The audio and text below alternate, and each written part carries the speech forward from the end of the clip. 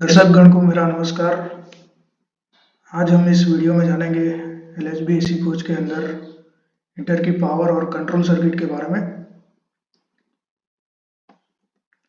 तो LHB AC coaches में दो हीटर रहते हैं और हर एक हीटर की कैपेसिटी 6 किलोवाट की रहती है।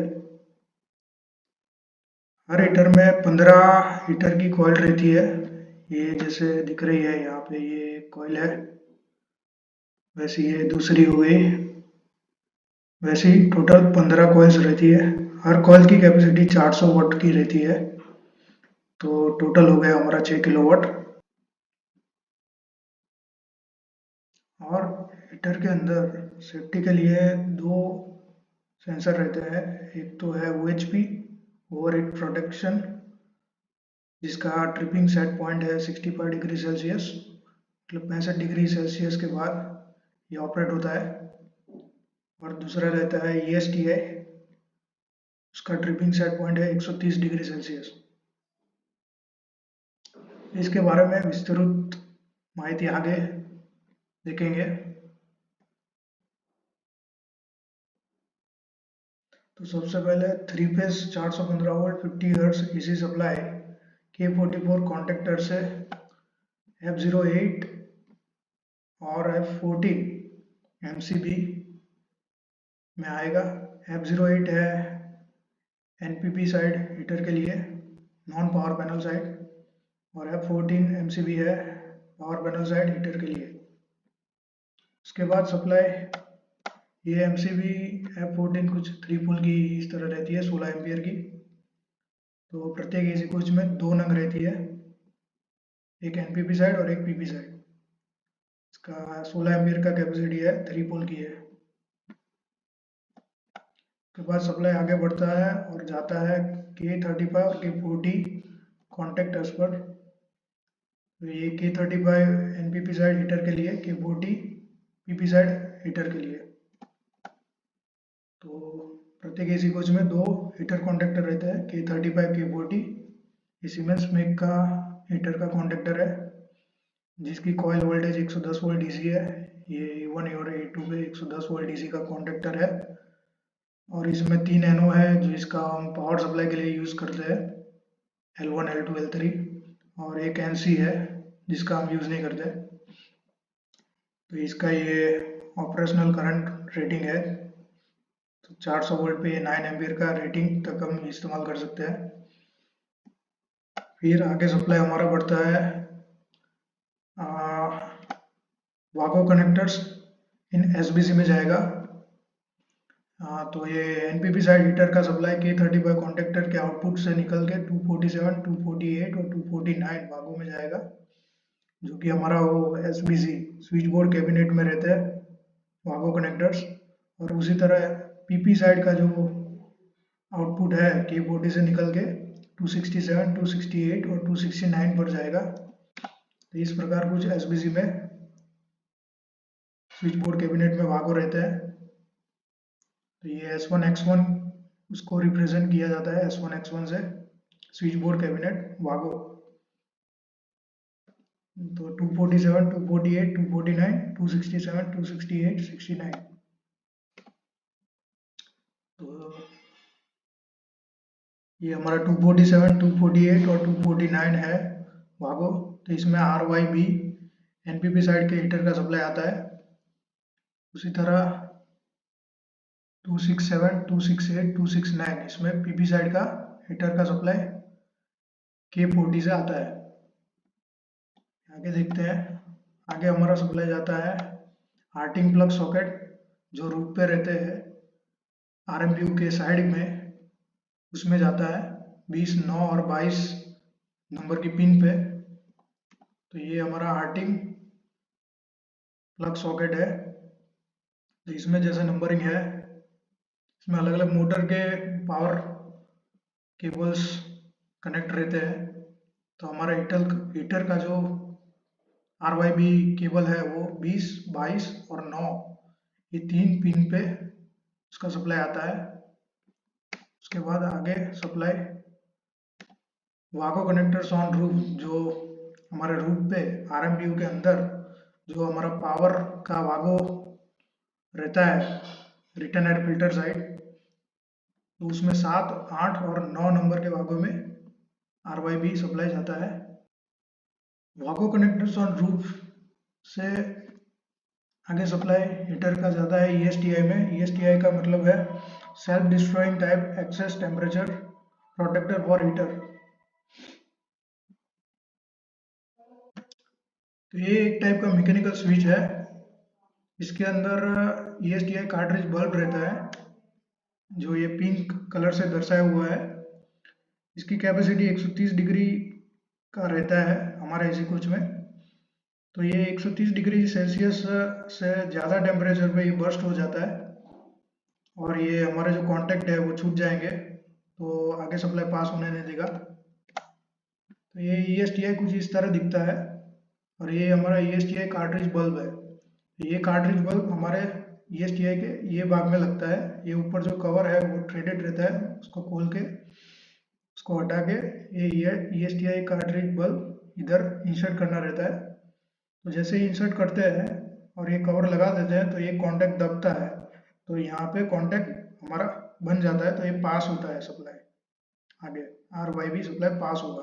और जैसे ही ये 130 डिग्री सेल्सियस पे बर्स्ट हो जाएगा, वैसे ही ये हमारा स्प्रिंग टेंशन से कांटेक्ट हमारा खुल जाता है, तो ओपन हो जाएगा कांटेक्ट तीनों के तीन, तो ये सप्लाई पास आगे होने नहीं देगा। तो एक टाइप का मैकेनिकल स्विच है जो 130 डिग्री सेल्सियस पे काम करेगा, क्योंकि इसमें ESTI कार्ट्रिज बल्ब का जो टेम्परेचर रेटिंग है वो 130 डिग्री सेल्सियस है। तो 130 पे ये सप्लाई ये बर्स्ट हो जाएगा कार्ट्रिज बल्ब, तो ये कांटेक्ट छूट के आगे सप्लाई पास नहीं होने देगा। ESTI से आगे हमारा सप्लाई जाएगा सीधा हीटर में, हीटर NPP साइड और हीटर PP साइड। तो इस तरह का कुछ हमारा हीटर का पावर सर्किट रहता है। और ESTI जो हमारा रहता है वो हीटर के अंदर ही इंस्टॉल रहता है। तो ये ESTI तो हमने देख लिया। और OHP भी जो रहता है वो 65 डिग्री सेल्सियस पे काम करता है। अगर OHP काम नहीं करेगा तभी ESTI लास्ट प्रोटेक्शन की तरह काम करेगा। OHP अगर हमारा खराब है तभी ESTI का रोल आएगा, और लास्ट में 130 डिग्री सेल्सियस पे ESTI बल्ब बर्स्ट होके हमारे हीटर्स की पावर सर्किट को आइसोलेट कर देगा। तो ये हीटर है हमारा पूरा एसी कोच में RMPU में ऊपर। तो ये ब्लोअर के जस्ट आगे की साइड रहता है। तो ये हीटर की कॉइल के कनेक्शन है, ये जो दिख रहे हैं हीटर कॉइल के कनेक्शन है। ये हमारा OHP है, ये हमारा ESTI है। तो ये जो इनकमिंग सप्लाई आ रहा है हमारे पावर वागों से ऊपर RMPU में, ये इसके इनकमिंग में जा रहा है, यहाँ से आउटगोइंग होके हीटर की कॉइल में जा रहा है, ये कॉइलों में जा रहा है। और ये OHP है, उसका कंट्रोलिंग सीधा हमारा माइक्रो प्रोसेसर के थ्रू होता है। उसके बारे में विस्तृत जानकारी आगे देखेंगे। OHP भी ये सेंसर इसका केबल है, ये भी इसके ऊपर ही इंसर्ट रहता है। आगे बढ़ते हैं। OHP का मतलब है ओवरहेड प्रोटेक्टर। तो ये जैसे ही ये इधर 130 डिग्री सेल्सियस पे ESTI कार्ट्रिज बल्ब हमारा बर्स्ट हो जाएगा, तो हमारा पावर सप्लाई जो है वो हीटर से आइसोलेट हो जाएगा। कुछ इस तरह ये कांटेक्ट छोड़ देता है, ये देखिए 130 डिग्री जैसे ही आएगा तापमान, वैसे ही कार्ट्रिज बल्ब बर्स्ट हो जाएगा और हमारा हीटर आइसोलेट हो जाएगा, पावर सप्लाई आइसोलेट हो जाएगा। एक टाइप का मैकेनिकल स्विच है ESTI। आगे बढ़ते हैं।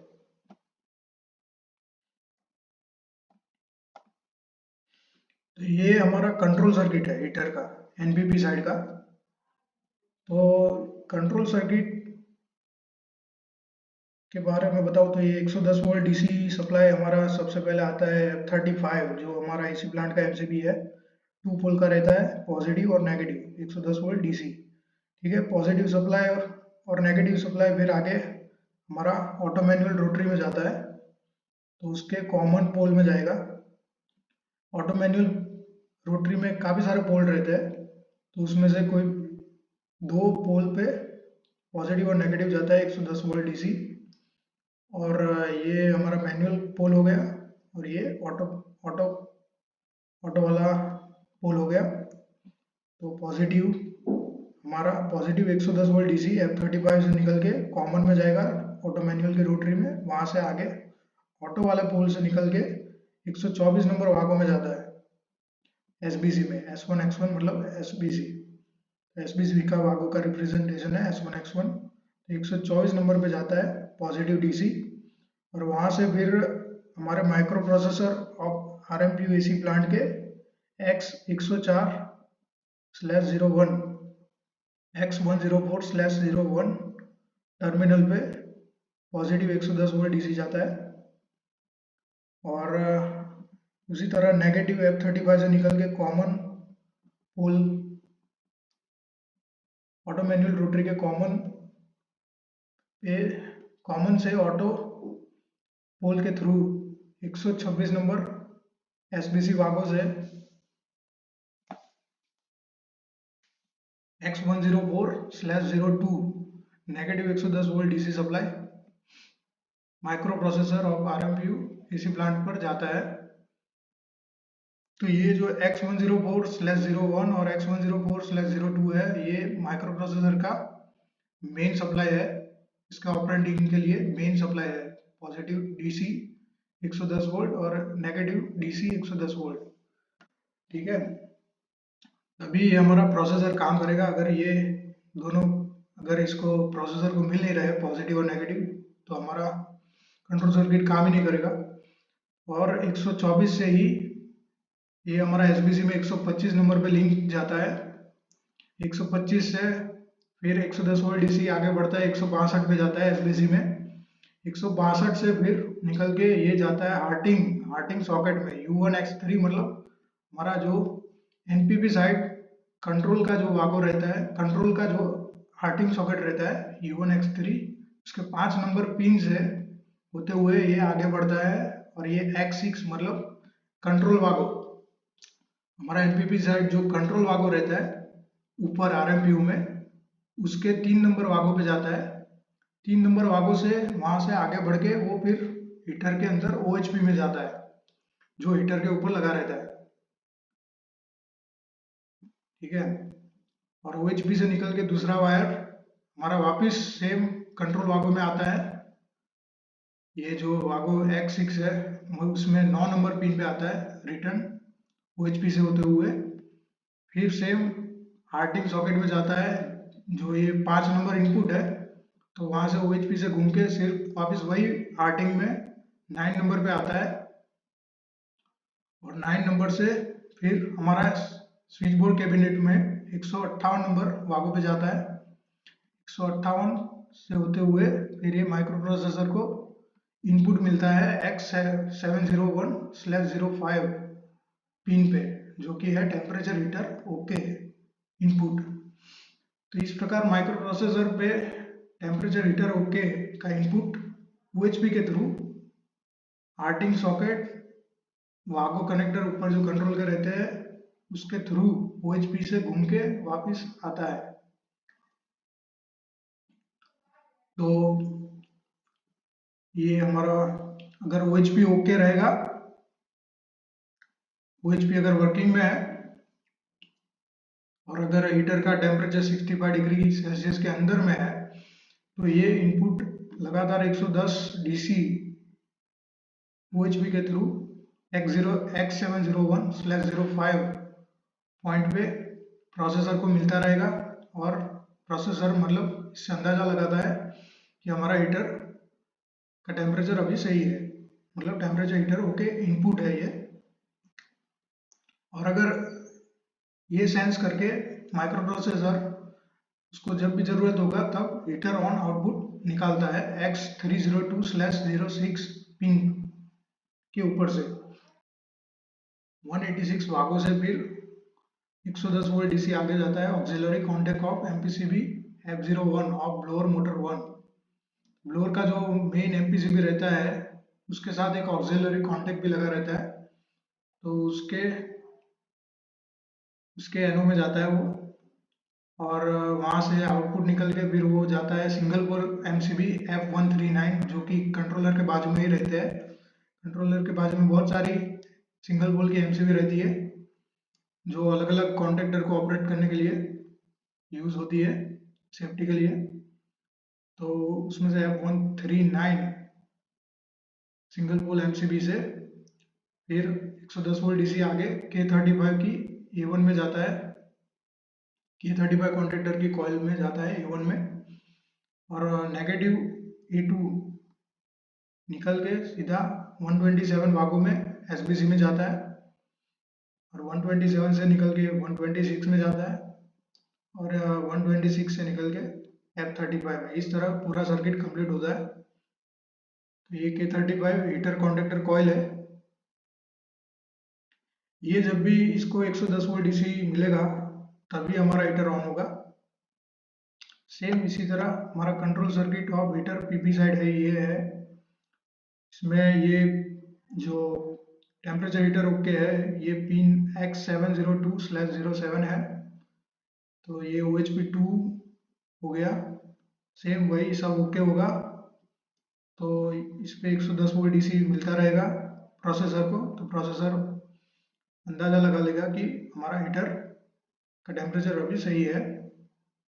उसी तरह पीपी साइड के हीटर का आउटपुट X502/01 पिन से निकल के 197 भागों से वही auxiliary contact of MPCB F02 of blower motor 2, मतलब पीपी साइड का जो एमपीसीबी है ब्लोअर का, उसका ऑक्सिलरी कॉन्टैक्ट से होते हुए ये एमसीबी सिंगल पोल F144 में जाएगा, और वहीं से आगे फिर A1 में जाएगा K40 के, जो कि हीटर कॉन्टैक्टर K40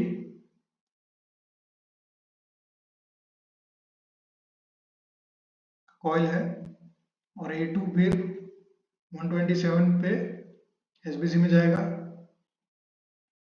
और सेम 126 से ऑटो मैनुअल रोटरी से F35 तक नेगेटिव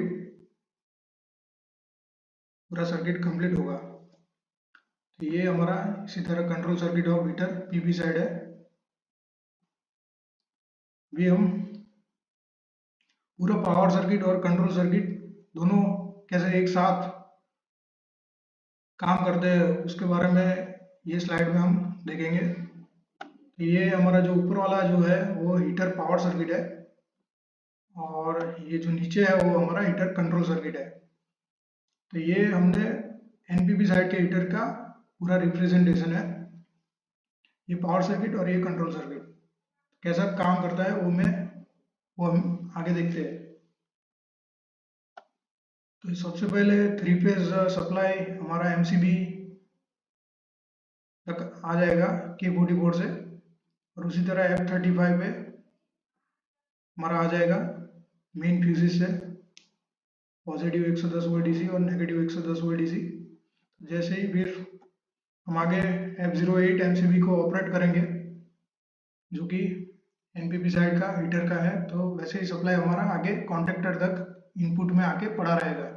जब तक K35 ऑपरेट नहीं होगा तब तक हमारा हीटर का आगे सप्लाई बढ़ेगा ही नहीं, और कि कॉन्टेक्टर K35 को ऑपरेट करने के लिए उसकी कॉइल जो यहाँ पे है उसको एनर्जाइज करना जरूरी है, तभी हमारा हीटर आगे काम करेगा, हीटर को हमारा सप्लाई मिलेगा जो भी है। तो अभी F35 जैसे ही हम ऑन करेंगे वैसे ही पूरा हमारा पॉजिटिव सप्लाई है वो यहाँ से मिल जाएगा हमारे प्रोसेसर को, और यहाँ से SBC भागों में 124, 125, 162 से फिर हार्टिंग सॉकेट ऊपर एनपीपी साइड कंट्रोल के हार्टिंग सॉकेट से ऊपर कंट्रोल के भागों नंबर 3 से OHP1 मतलब NPP साइड के हीटर के OHP के थ्रू वापस ये कंट्रोल भागों में 9 नंबर से होते हुए हार्टिंग के 9 नंबर पिन से स्विच बोर्ड कैबिनेट में 158 नंबर भागों पे आके फिर आगे बढ़ता है और ये प्रोसेसर को यहाँ पे X701/05 पे 110 वोल्ट डीसी मिलेगा। तो हमारा प्रोसेसर समझेगा कि temperature heater NPP side okay है, अभी मतलब 65 डिग्री सेल्सियस से कम है।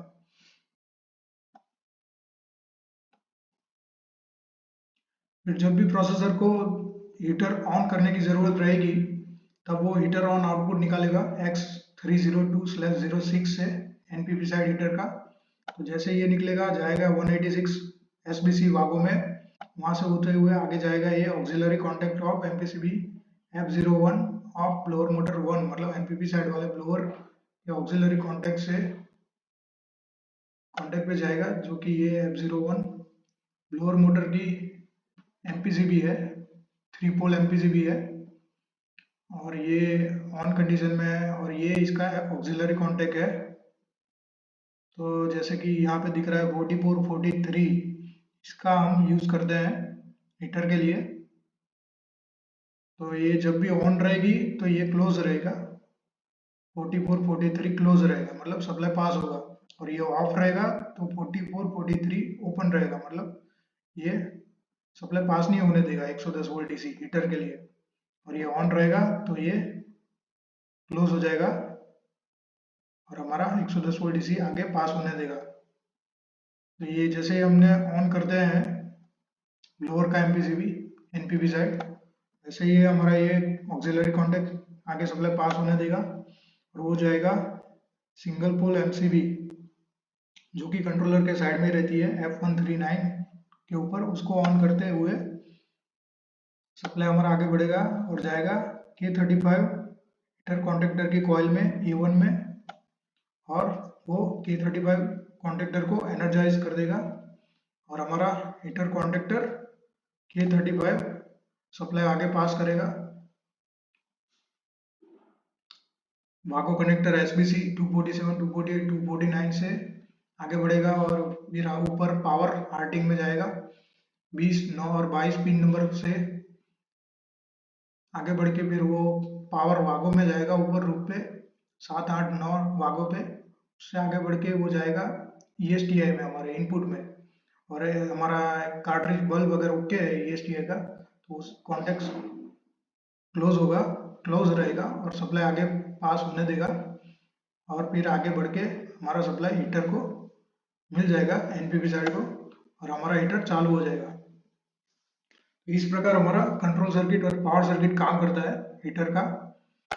अभी जैसे ही हमारा हीटर का तापमान 65 डिग्री सेल्सियस पे पहुंच जाता है, वैसे ही अगर हमारा OHP सही है, अगर हमारा OHP काम कर रहा है तो वो 65 डिग्री सेल्सियस पे वो OHP को ओपन कर देगा।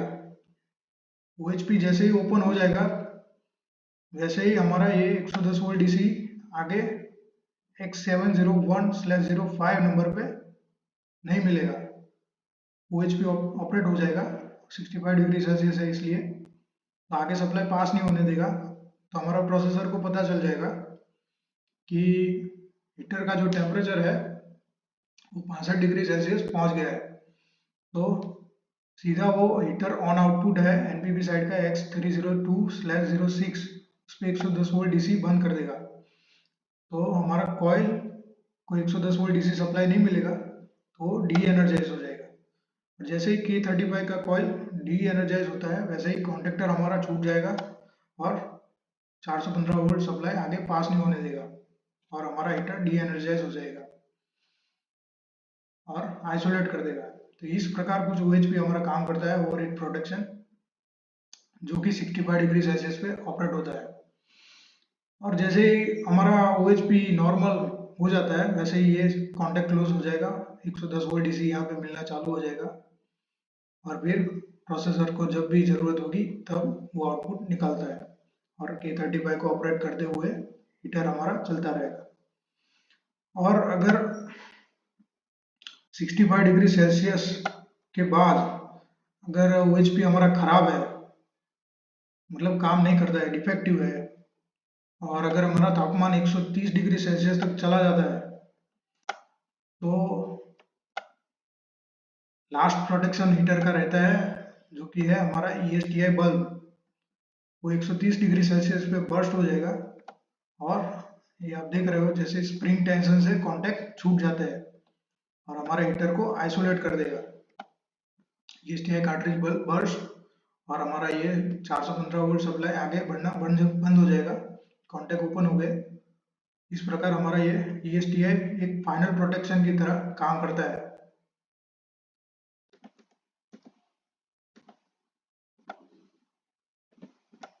तो इस प्रकार हमारा OHP और ESTI हीटर के दो प्रोटेक्शन है, और हमने जैसे देखा वही सेम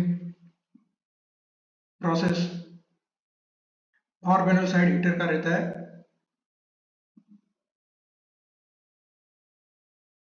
तो इस प्रकार हीटर का पावर एवं कंट्रोल सर्किट काम करता है।